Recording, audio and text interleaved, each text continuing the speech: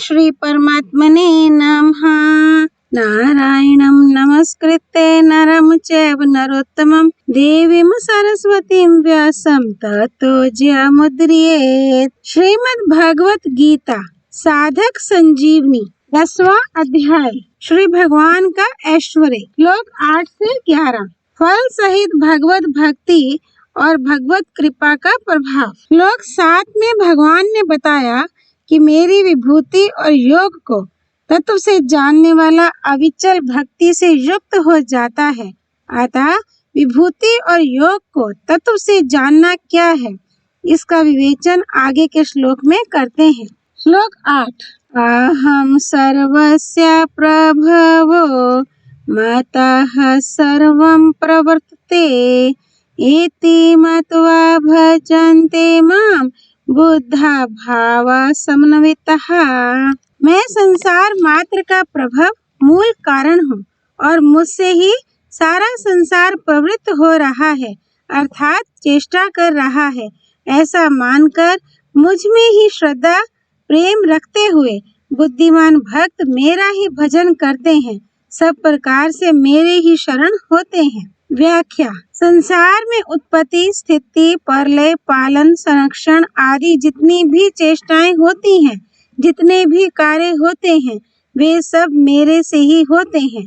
मूल में उनको सत्ता स्फूर्ति आदि जो कुछ मिलता है, वह सब मेरे से ही मिलता है। जैसे बिजली की शक्ति से सब कार्य होते हैं, ऐसे ही संसार में जितनी क्रियाएं होती हैं, उन सब का मूल कारण मैं ही हूँ। साधक की दृष्टि प्राणी मात्र के भाव, आचरण, क्रिया आदि की तरफ न जाकर उन सब के मूल में स्थित भगवान की तरफ ही जानी चाहिए। कार्य, कारण, भाव, क्रिया, वस्तु, पदार्थ, व्यक्ति आदि के मूल में जो तत्व है, उसकी तरफ ही भक्तों की दृष्टि रहनी चाहिए। अब आगे के श्लोक में उन भक्तों का भजन किस रीति से होता है, यह बताते हैं। श्लोक 9। मच्चित्ता मद्गता प्राणा बोध्यन्ताः परस्परं कथयन्तश्च मां नित्यं तुष्यन्ति च रमन्ति च। मुझ में चित्त वाले, मुझ में प्राणों को अर्पण करने वाले भक्तजन आपस में मेरे गुण, प्रभाव आदि को जनाते हुए और उनका कथन करते हुए नित्य निरंतर संतुष्ट रहते हैं और मुझ में ही प्रेम करते हैं। व्याख्या। भगवान से ही सब उत्पन्न हुए हैं और भगवान से ही सबकी चेष्टा हो रही है, अर्थात सबके मूल में परमात्मा है। ये बात जिनको दृढ़ता से और निस्संदेह पूर्वक जंच गई है, उनके लिए कुछ भी करना, जानना और पाना बाकी नहीं रहता। बस उनका एक ही काम रहता है, सब प्रकार से भगवान में ही लगे रहना। यही बात इस श्लोक में बताई गई है। वे मेरे में चित्त वाले हैं। एक स्वयं का भगवान में लगना होता है और एक चित्त को भगवान में लगाना होता है। जहाँ मैं भगवान का हूँ, ऐसे स्वयं भगवान में लग जाता है, वहाँ चित्त, बुद्धि आदि सब स्वतः भगवान में लग जाते हैं। परंतु जहाँ स्वयं भगवान में नहीं लगता, प्रत्युत मैं तो संसारी हूँ, मैं तो गृहस्थ हूँ, इस प्रकार स्वयं को संसार में लगाकर चित्त को भगवान में लगाना चाहता है, उसका चित्त भगवान में निरंतर नहीं लगता। तात्पर्य है कि स्वयं तो संसारी बना रहे और चित्त को भगवान में लगाना चाहे तो भगवान में चित्त लगना असंभव सा है। दूसरी बात, चित्त वहीं लगता है जहाँ प्रियता होती है, प्रियता वहीं होती है जहाँ अपनापन होता है, आत्मीयता होती है, अपनापन होता है।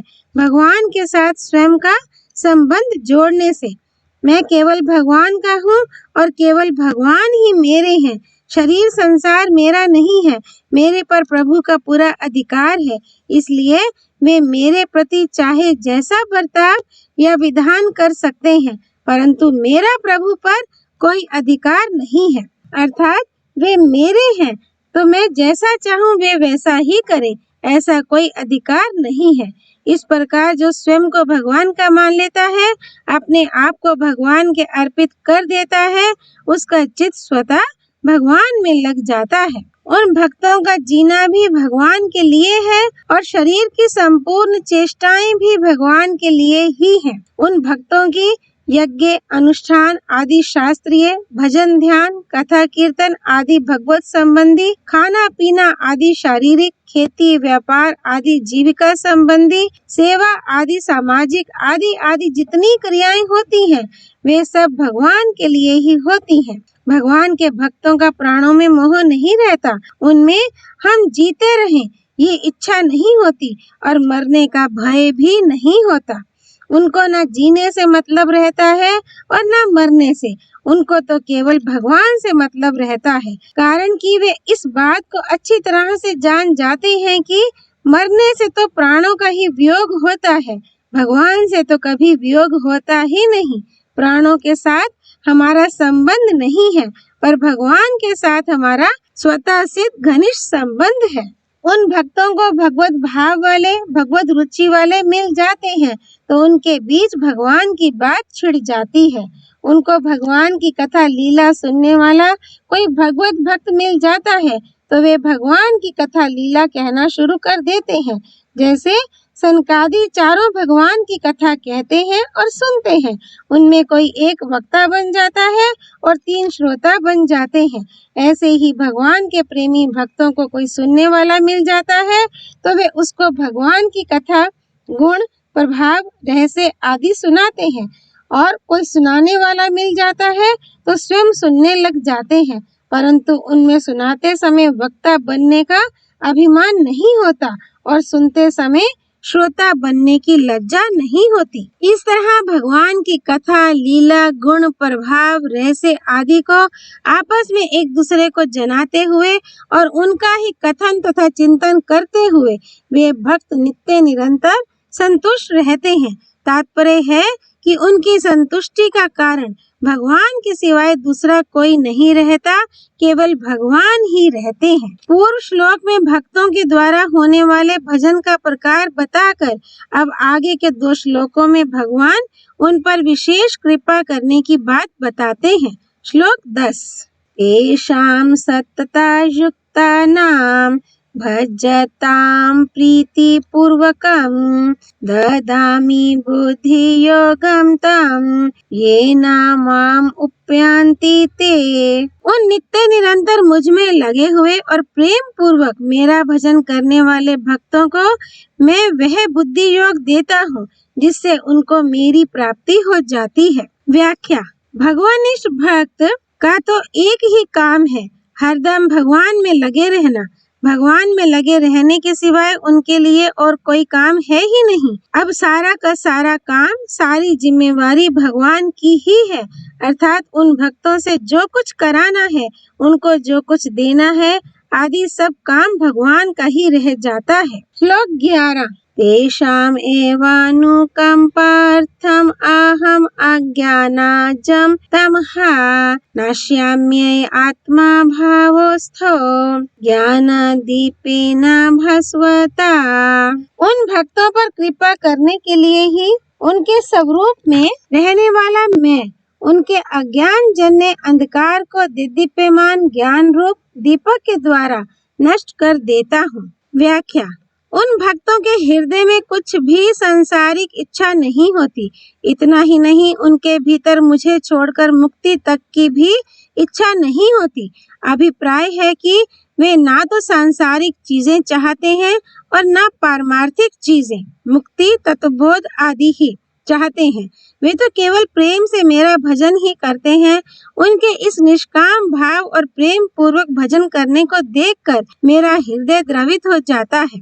मैं चाहता हूँ कि मेरे द्वारा उनकी कुछ सेवा बन जाए, वे मेरे से कुछ ले लें, परंतु वे मेरे से कुछ लेते नहीं, तो द्रवित हृदय होने के कारण केवल उन पर कृपा करने के लिए कृपा परवश होकर मैं उनके अज्ञान जन्य अंधकार को दूर कर देता हूँ। मेरे द्रवित हृदय होने का कारण यह है कि मेरे भक्तों में किसी प्रकार की किंचिन मात्र भी कमी ना रहे। विशेष बात, भक्त जब अनन्य भाव से केवल भगवान में ही लगे रहते हैं, तब सांसारिक सिद्धि असिद्धि में सम रहना ये समता भी भगवान देते हैं और जिसके समान पवित्र कोई नहीं है, वह तत्वबोध स्वरूप ज्ञान भी भगवान स्वयं देते हैं।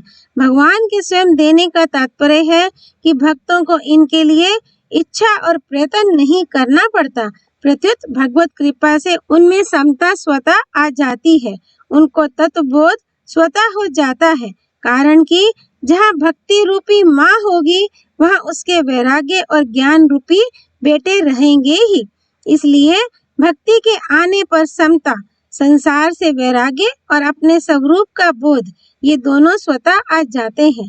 इसका तात्पर्य है कि जो साधन जन्य पूर्णता होती है, उसकी अपेक्षा भगवान द्वारा की हुई पूर्णता बहुत विलक्षण होती है। इसमें अपूर्णता की गंध भी नहीं रहती। जैसे भगवान अनन्य भाव से भजन करने वाले भक्तों का योगक्षेम वहन करते हैं, ऐसे ही जो केवल भगवान के ही परायण है, ऐसे प्रेमी भक्तों को उनके ना चाहने पर भी और उनके लिए कुछ भी बाकी ना रहने पर भी भगवान समता और तत्वबोध देते हैं।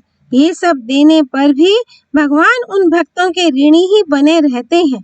भागवत में भगवान ने गोपियों के लिए कहा है कि मेरे साथ सर्वथा निर्दोष संबंध जोड़ने वाली गोपियों का मेरे पर जो एहसान है, ऋण है, उसको मैं देवताओं के समान लंबी आयु पाकर भी नहीं चुका सकता। कारण कि बड़े बड़े ऋषि मुनि त्यागी आदि भी घर की जिस अपनापन रूपी बेड़ियों को सुगमता से नहीं तोड़ पाते, उनको उन्होंने तोड़ डाला है। भक्त भगवान के भजन में इतने तल्लीन रहते हैं कि उनको यह पता ही नहीं रहता कि हमारे में समता आई है, हमें स्वरूप का बोध हुआ है। अगर कभी पता लग भी जाता है तो वे आश्चर्य करते हैं कि ये समता और बोध कहाँ से आए। वे अपने में कोई विषमता ना दिखे, इसके लिए भगवान से प्रार्थना करते हैं कि हे नाथ, आप समता बोध ही नहीं, दुनिया के उद्धार का अधिकार भी दे दे तो भी मेरे को कुछ मालूम नहीं होना चाहिए कि मेरे में यह विशेषता है। मैं केवल आपके भजन चिंतन में ही लगा रहूं। ओम तत्सत। धर्म की जय हो, अधर्म का नाश हो, प्राणियों में सद्भावना हो, विश्व का कल्याण हो। पार्थसारथी भगवान श्री कृष्ण की जय।